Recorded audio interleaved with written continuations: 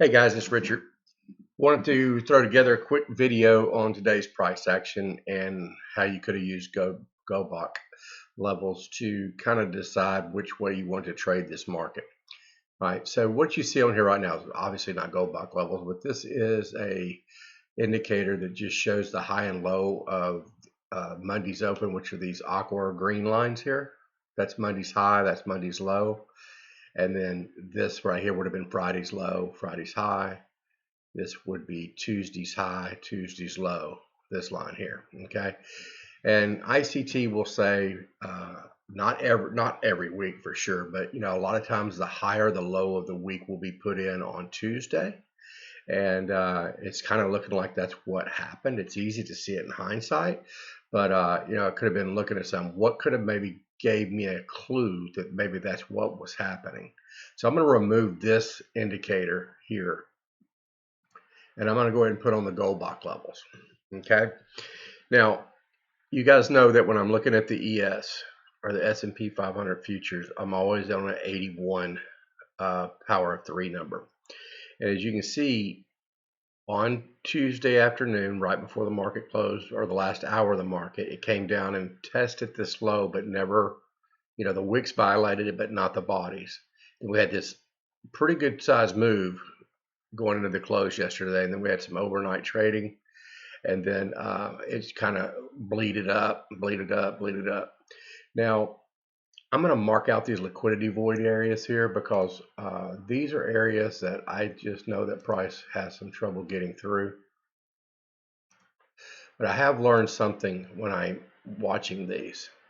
Of course, I didn't have any trouble going through it the other day at the end of the market yesterday. But once price goes through one of these levels, and I'm looking to see, hey, is this thing going to hold? I look at the breaker block area, and I look for areas to get interested in the breaker block area. As you can see, and I'll show you on a smaller time frame where I would have been looking to get into. All right. So, but now we've got this. It's like, okay, so it held here. Does that mean that we'll go to the other end of the dealing range? Well, there's a good possibility that it will. And in hindsight, as you can see, it definitely went to the other side. So we went from basically a 3 to a 97, which you guys know when you add the two numbers together, 3 and 97, that equals 100. All right. So let's remove these drawings here. And you're like, okay, when could I have gotten involved? When the market opened a little bit after, probably an hour after it opened, we came into this level here, which was the top of this liquidity void area. All right, let me redraw that back out. I should have left it on there.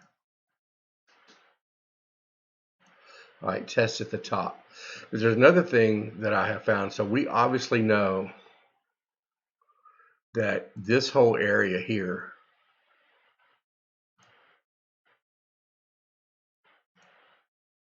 at one point was a fair value gap, which this came off the CPI report yesterday. So this was the part that was unfilled. But when we look at Goldbach, it's like, where are the fair value areas? Well, there's a fair value area down here. There's one up here.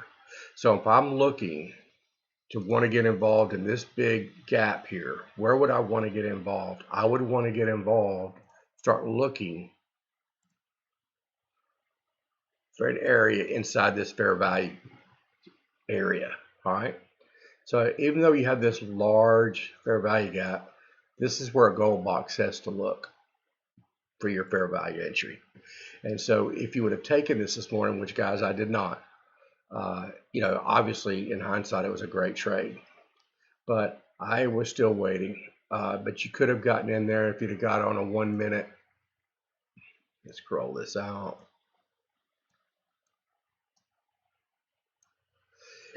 Once you broke this low here, actually when you broke out of this liquidity void area and it went back in and retested, you could have got in. But again, where would you have got out? Wasn't much of room there, but I would have gotten out at the EQ level or the equilibrium. Okay, so let's go back to the 15-minute time frame. Spread this out where we can see it. The indicator's not wanting to pop in. Give it just a second here. Maybe moving too fast for it. But anyway, So we started here. It was like, where would I want to get in at? Well, if you just look at ICT's OTE method, you go from here to there, and 50% is 49.7275. And look up here, the low is 49.7275. Okay, so it's exact. All right. Again, I don't know that I would be sitting here trying to catch a falling knife, but notice what we see here. Spread this out. Price held on the low. It came up, tested the top of the liquidity void, came back, and look how no candle on the 15-minute closed below the EQ, the equilibrium. So you could have gotten in right in here, and if you'd have done another OTE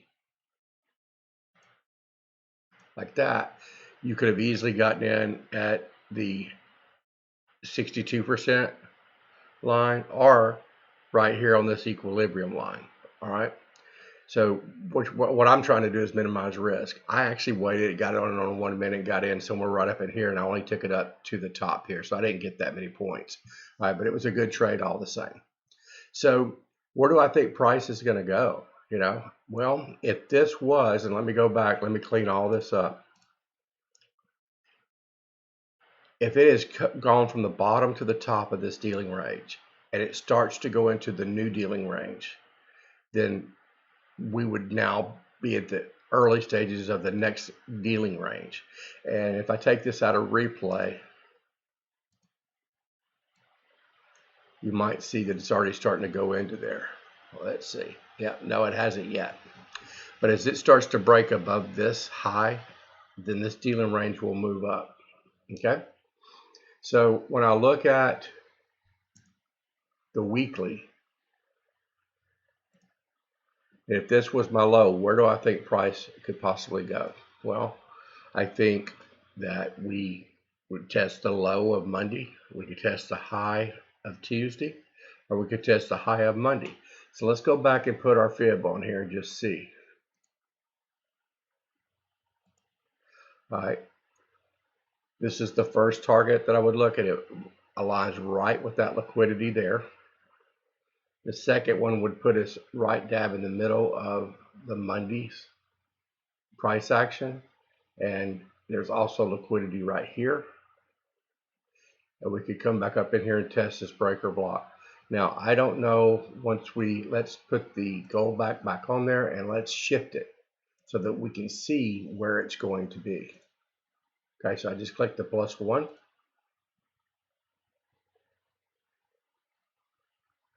Give it just a minute.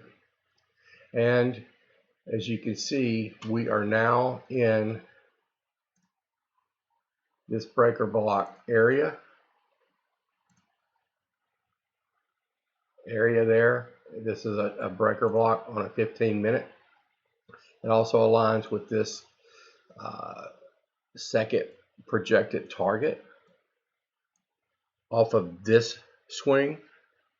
So I'll be watching this tomorrow, but tomorrow I will be trying to get long. At least that's my bias for tomorrow. And we'll see where it goes from there. But if I do get long, I will be trying to hold it through this liquidity void area, which is very difficult for me because price just does crazy things in there. But trying to get it to this breaker block area. And then if I can get up there, let's say that this happens overnight, then I'll be looking to see when I get to the charts tomorrow what price is doing in this area. Okay. I mean, we could easily, who knows what's going to happen tomorrow. We could easily continue to expand into this next dealing range. So anyway, that's the way I'll be looking at it tomorrow. And like I said, I did take a trade today. It was a small trade and, you know, got in and got out, but nothing to brag about, but it was a successful trade all the same. Anyway, I hope this information helps you try to understand Goldbach a little bit better. And I'll just remind you guys right now, what I'm using is 81, a power of 81. You find that here in this setting. You just change this from, 3, 9, 27, 81, 243. On the ES, I use 81. On the NQ, I use 243. And on crude oil, I use 9. Okay?